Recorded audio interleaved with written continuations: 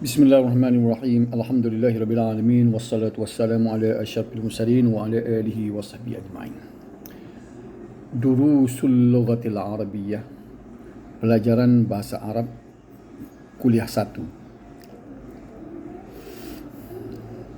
Al-muqaddimah.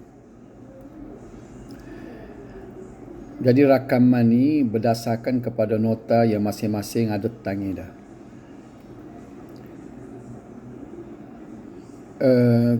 Pelajaran ni dia mulakan dengan pertuturan. Tengok dalam nota tu ada sebut Encik Hassan Murad, isterinya Samirah Murad dan anak lelakinya Sami memperkenalkan diri masing-masing. Perhatikan bagaimana kalimah-kalimah disusun untuk membentuk ungkapan yang mudah. Jadi seperti biasa di wak mari mula-mula ni sebagai mukaddimah ni ungkapan-ungkapan ataupun ayat mudah. Tujuannya supaya kita perhati tengok dia susun lagu mana. Kalimah-kalimah tu dia susun untuk buat ayat yang paling simple, ayat paling mudah. Sebagai mukaddimah mula-mula kita belajar ni. Dimulakan dengan pertuturan Encik Hassan Murad. Encik Hassan Murad. Jadi gini, bila saya sebut ungkapan ni dalam bahasa Arab ni, cuba ikut sama, cuba sebut sama.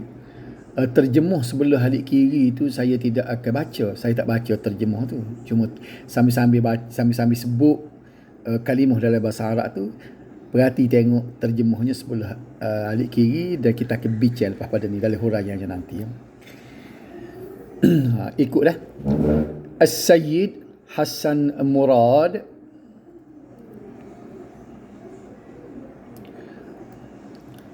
marhaban.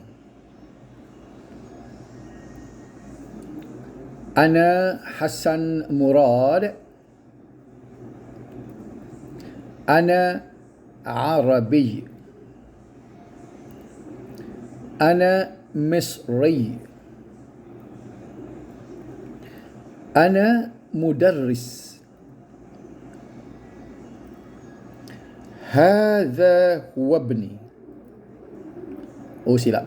هذه زوجتي.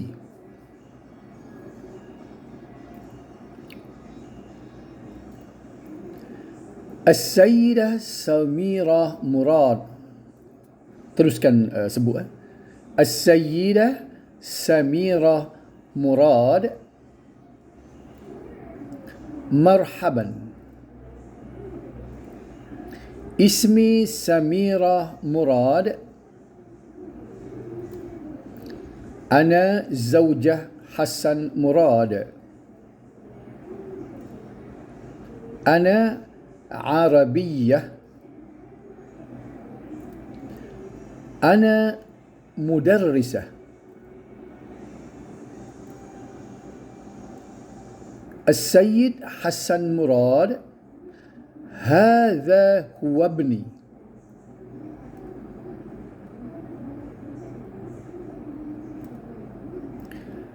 سامي مراد.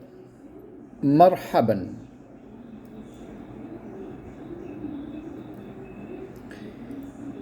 اسمي سامي.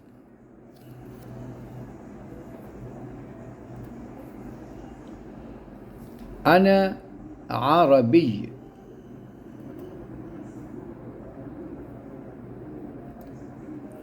أنا مصري. أنا طالب.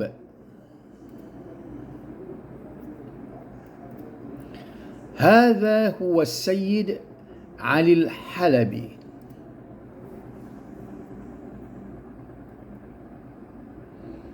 Setelah kita dengar 3 orang tadi, masing-masingnya bertutur, kita nak bincang dalam huraian ni. Nombor 1. Perhatikan kepada kalimah Arabi dan Misri yang terdapat dalam ungkapan di atas. Kita jumpa kalimah tadi Arabi, Misri. Arabi bermakna orang Arab. Misri bermakna orang Mesir. Kedua-dua kalimah tersebut adalah terbitan dari kalimah asal Arab, ialah negara atau bangsa Arab, dan Misr, iaitu negara Mesir. Ini bermakna kalimah untuk sesuatu negara atau bangsa boleh dibentuk menjadi orangnya dengan cara menyambung huruf ya bertasydid, huruf ya sa'din, pada hujung kalimah tersebut. Lihat beberapa contoh dalam jadual di bawah. Arab. Bila Arab, makna dia bangsa ataupun negara Arab. Bila masuk ya bertasydid di hujungnya, kita reka dengan huruf ba tu, huruf ya, menjadi Arabi, makna dia orang Arab. Kalau Misr, makna dia negara Mesir. Guna kaedah yang sama, reka dengan ya bertasydid di hujung dia dengan huruf ra tu, dia jadi Misri, makna dia orang Mesir. Malaysia, negara kita ni, makna dia negara Malaysia. Bila disambungkan dengan ya bertasydid tadi, Malizi, dia akan jadi maknanya orang Malaysia. Melayu, maknanya bangsa Melayu. Bila sambung dengan ya bertasydid, Melayui, dia jadi orang Melayu. Sin, negara atau bangsa Cina. Sini, orang Cina. Hind, negara atau bangsa India. Hindi, orang India. Jadi kita faham tu. Itu pelajaran pertama, ilmu pertama. Tambah ya bertasydid kepada kalimah negara ke ataupun bangsa tu, dia akan jadi orang tu. Bubuh nama negara, reka dengan ya bertasydid, dia jadi orang bagi negeri itu. Kemudian perhatikan pula perbezaan antara kalimah yang diucapkan oleh Hasan Murad dan kalimah yang diucapkan oleh isterinya Samirah Murad, walaupun maksudnya sama. Cuba perhati balik. Hasan Murad berkata, ana Arabi. Sedangkan Samirah Murad pula berkata, ana Arabiyah. Maksud kedua-dua ucapan tersebut ialah sama, iaitu saya orang Arab. Ana Arabi, makna dia saya orang Arab. Ana Arabiyah pun makna dia saya orang Arab. Namun Hasan Murad menyebut kalimah Arabi, manakala Samirah Murad pula menyebut kalimah Arabiyah. Begitu juga dengan gelaran untuk mereka berdua, di mana untuk Hasan digunakan Sayyid, makna dia encik, sementara Samirah pula Sayyidah, maknanya puan. Penjelasan. Perbezaan antara kedua-duanya adalah disebabkan oleh gender. Makna dia beza dua tu kerana jantin. Daripada pemerhatian tersebut, dapat dirumuskan bahawa kalimah dalam bahasa Arab ada dua jenis, iaitu jenis lelaki dan jenis perempuan. Kalimah terbagi pada dua, lelaki.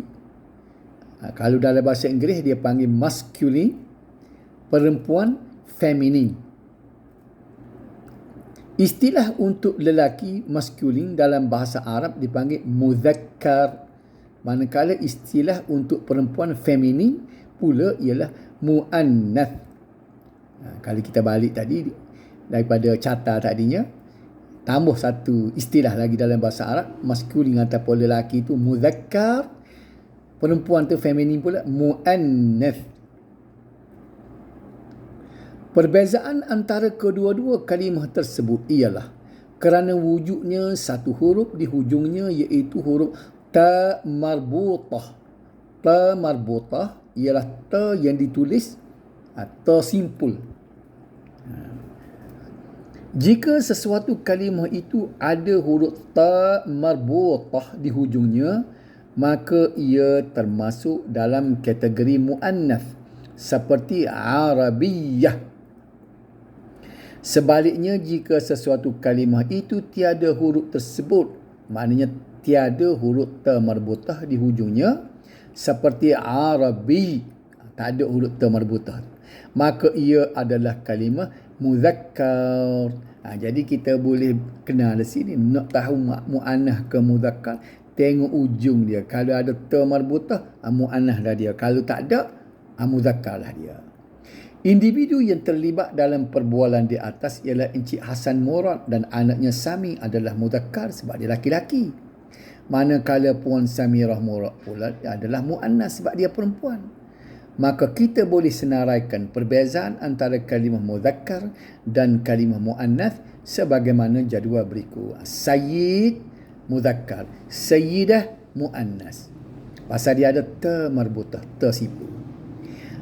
Arabi muzakkar, Arabiyah muannas sebab dia ada ta marbutah.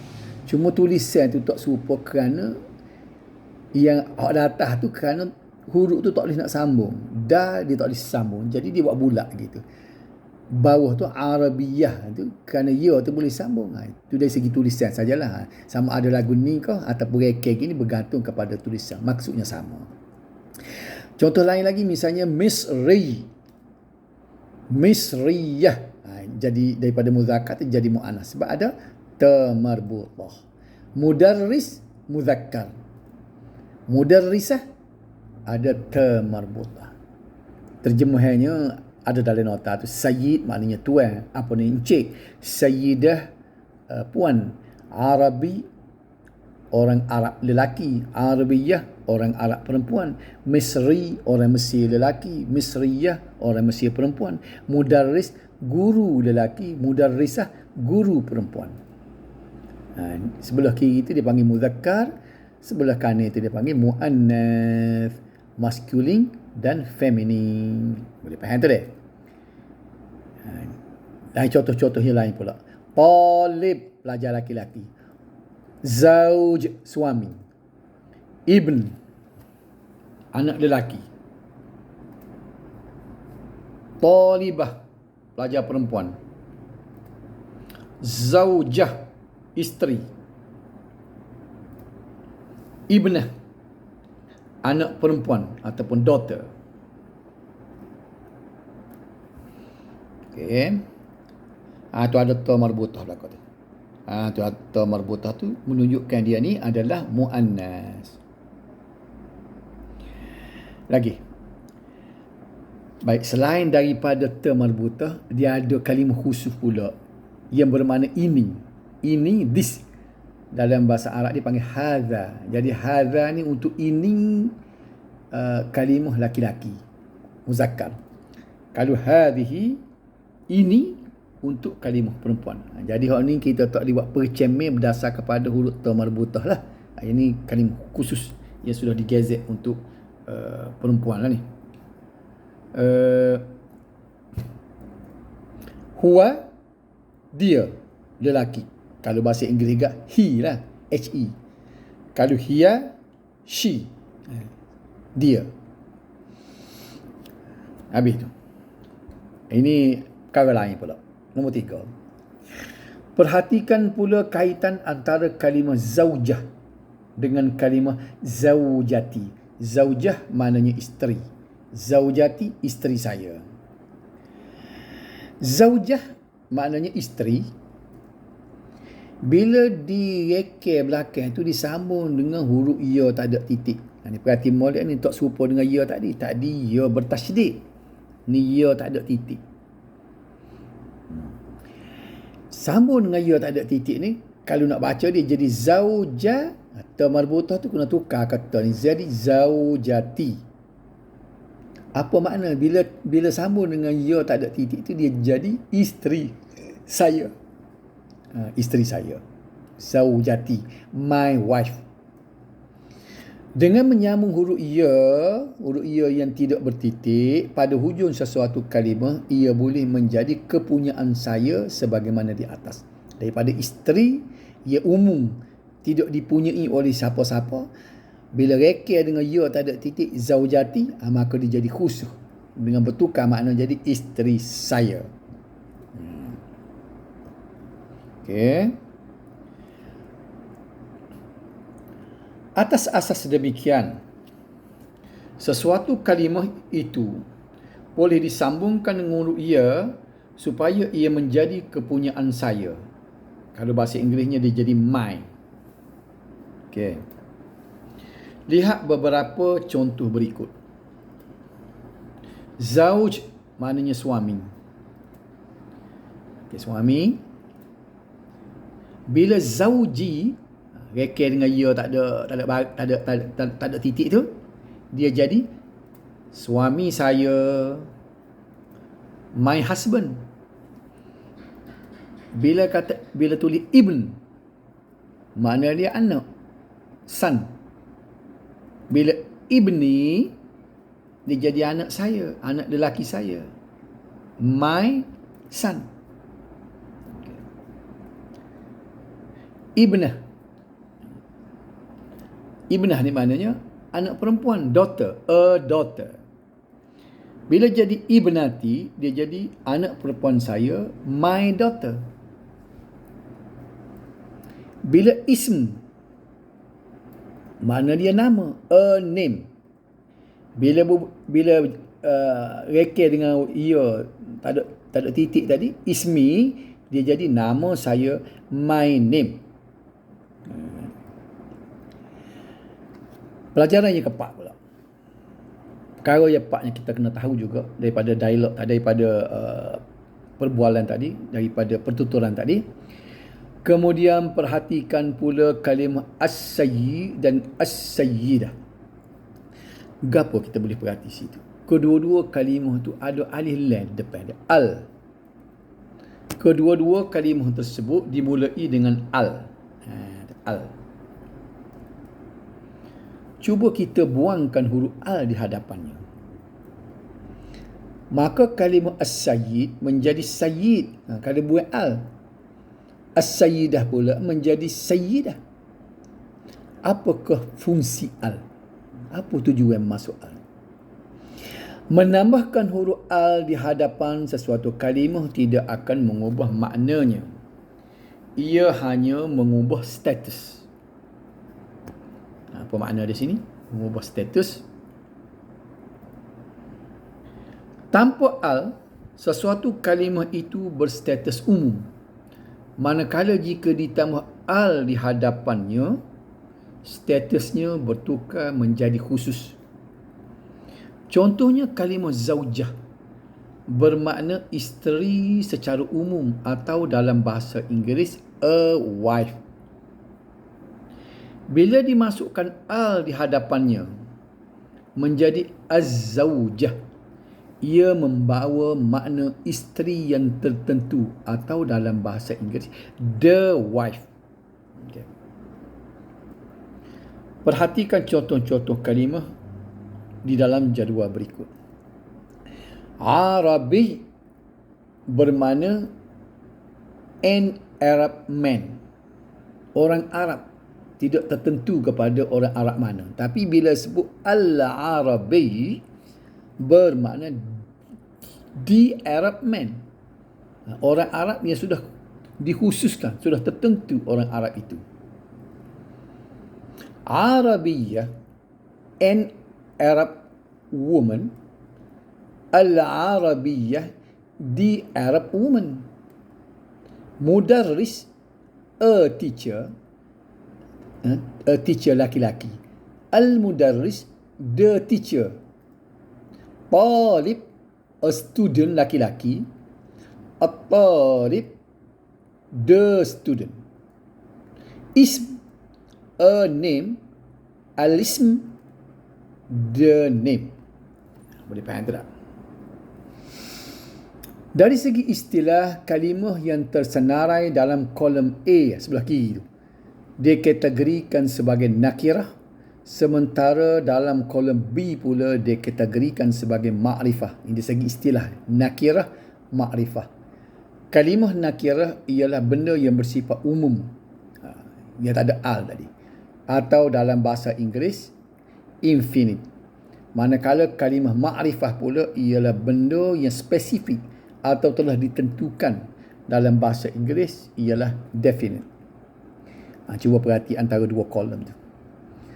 Sebelah kiri tak ada al, sebelah kanan ada al. Arabiyah, mudarris, talib, ism. Sebelah kanan pula al-arabiyah, al-mudarris, at-talib, al-ism. Inilah kumpulan sebelah kiri ni dia panggil nakirah, sebelah kanan dia panggil ma'rifah. Bahasa Inggerisnya infinite dengan definite. Setakat tu dulu, kita sambung kuliah yang kedua ni pada 25 Disember nanti. Wallahu a'lam. Wassalamualaikum warahmatullahi wabarakatuh.